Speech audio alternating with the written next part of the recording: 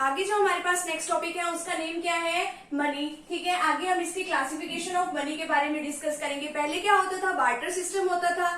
ठीक है, कि गुड्स के बदले में हम गुड्स ही आपस में लेन देन करते थे। लेकिन अब क्या आ गया है, मनी की पैसे दो और अपना सामान ले लो। ठीक है, अब मनी की डेफिनेशन देखिए क्या है। Money is anything which generally accepted as a medium of exchange. ठीक है, मान लो जब भी हम किसी चीज के एक्सचेंज कर रहे हैं, मान लो मुझे कोई गुड्स खरीदनी है तो हम आसानी से जो है उसके बदले में मनी दे सकते हैं। ठीक है, एक तो उसको इस तरीके से कंसीडर किया जाने लग गया है। मेजर ऑफ वैल्यू, कि यहाँ पे कितनी वैल्यू का ये सामान है, इसके बदले में कितने पैसे देने हैं। एक इसके अंदर ये काम आ गया है। हम मनी की वैल्यू को स्टोर करके रख सकते हैं, अपने पास जितने चाहे नोट जो है स्टोर करके रख लो। And means for standard of deferred payments. और इसका मतलब क्या है, डेफर्ड पेमेंट का मतलब कि अगर आपको कोई फ्यूचर में कोई पेमेंट करनी है तो वो आप इजीली कर सकते हो। क्योंकि बार्टर सिस्टम में तो क्या होता था कि कई बार अगर आप गुड्स का भी स्टोरेज करते हो तो वो क्या होती थी, वो खराब हो जाती थी, या फिर आप जो है उसी सेम क्वालिटी की जो गुड्स है वो दूसरे पर्सन को नहीं दे सकते थे। लेकिन मनी का तो ऐसा कोई सीन है ही नहीं है।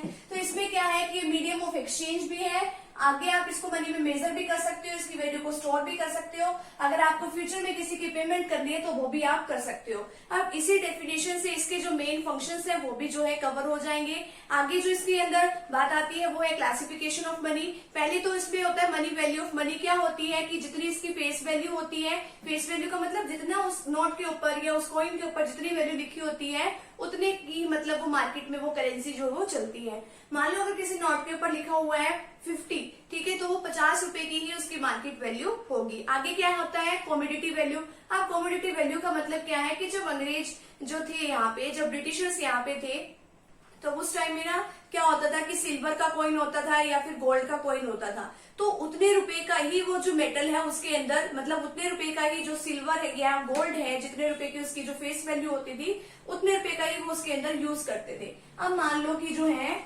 10 रुपीज तक का जो वो है सिल्वर का एक कॉइन होता था। चांदी का एक सिक्का जो है 10 रुपए का होता था। ठीक है, अब 10 रुपए की वो मार्केट में उसकी वैल्यू थी, तो बनता भी वो जो सिक्का था ना वो चांदी का, उस टाइम में चांदी की कॉस्ट या सिल्वर की जो कॉस्ट थी एक सिक्के की वो 10 रुपए की ही थी। ठीक है, अब यानी कि जितने में वो सिक्के बनने में जितनी कॉस्ट आई और जो मार्केट में वैल्यू है वो क्या थी, सेम थी। ठीक है, तो उसको हम क्या कहते हैं, कमोडिटी वैल्यू कहते हैं। अब आगे देखो इसमें क्या आता है, ये क्लासिफिकेशन ऑफ मनी में फिएट मनी। फिएट मनी ऐसी मनी होती है कि जो हमारे देश की जो सरकार है वो इस करेंसी को जो है इशू करती है। अब जो है सारे जो पर्सन है वो लीगली बाउंड है कि वो इस मनी को एक्सेप्ट करेंगे ही, कोई ना नहीं कह सकता। ठीक है, ये लॉ के अंदर जो है ये मैंडेटरी कर रखा है इन्होंने। अब आगे क्या है, fiat money is defined as a money which under the fiat और order from the government to act as money. ठीक है, तो गवर्नमेंट ने कहा हुआ है कि ये जो मनी है इस तरीके से चलेगी, जैसे कि 2000 के नोट, जब उन्होंने गवर्नमेंट ने बोला था कि हाँ भाई 2000 के नोट जो है अब से जो है हमारी नई करेंसी होगी, तो वो जो है सारे देश में वो जो मनी की सप्लाई होने लग गई थी ना।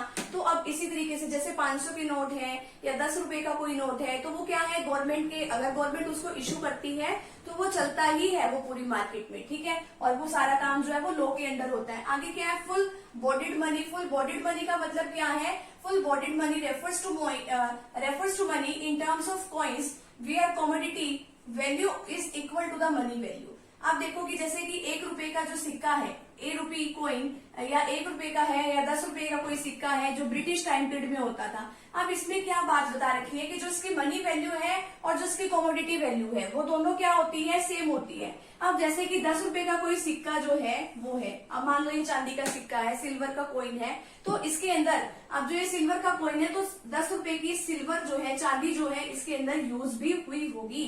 ठीक है, आज के टाइम पे देखिए क्या होता है कि जैसे कि एक कॉइन होता है, सिंपल सा कोई कॉइन जो है 1 रुपए का कोई कॉइन है या फिर 10 रुपीज का कोई कॉइन है। अब वो उसकी मार्केट में वैल्यू कितनी है, 10 रुपए है, लेकिन उस कॉइन को बनाने में क्या 10 रुपए की कॉस्ट आई होगी, नहीं, उस कॉइन को बनाने में तो 3 या 4 रुपए की कॉस्ट आई होगी। ठीक है, तो वो उसकी कमोडिटी वैल्यू तो 3 या 4 रुपए है, लेकिन मार्केट में तो उसकी मनी वैल्यू कितनी है, 10 रुपए है।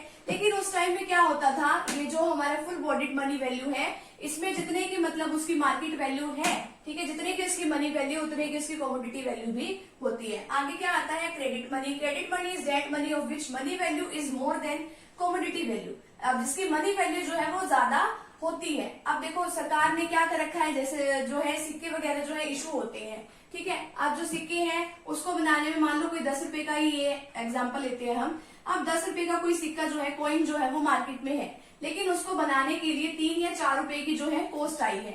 अब मार्केट में तो उसकी मनी वैल्यू तो कितनी है, 10 रुपए की है ना, लेकिन उसकी जो कॉमोडिटी वैल्यू है, ठीक है, लेकिन जो उसकी कॉमोडिटी वैल्यू कितनी है उसकी, 3 या 4 रुपए है। ठीक है, तो इसमें क्या बताया गया है कि जो मनी वैल्यू है, क्रेडिट मनी में क्या बताया गया है कि जो मनी वैल्यू है वो उसकी कॉमोडिटी वैल्यू से ज्यादा होती है। आगे क्या है, रिप्रेजेंटेटिव मनी। अब रिप्रेजेंटेटिव मनी का मतलब क्या है कि जो हमें एक सर्टिफिकेट के तौर पे मिल जाती है। हम जैसे कि हमारे पास कोई गोल्ड वगैरह होता है, ठीक है, उसको हम अपने पास नहीं रखते तो वो हम कहाँ भी जमा करा देते हैं, बैंक वगैरह में जमा करा देते हैं। ठीक है, मान लो हमने 1 लाख या 2 लाख रुपए का गोल्ड जो है बैंक में जमा कराया हुआ है, अब वो बदले में आपको क्या देंगे, वो बदले में आपको एक चिट दे देंगे, ठीक है, एक रिसिप्ट दे देंगे कि हाँ भाई हमारे पास आपका जो गोल्ड है वो रखा हुआ है।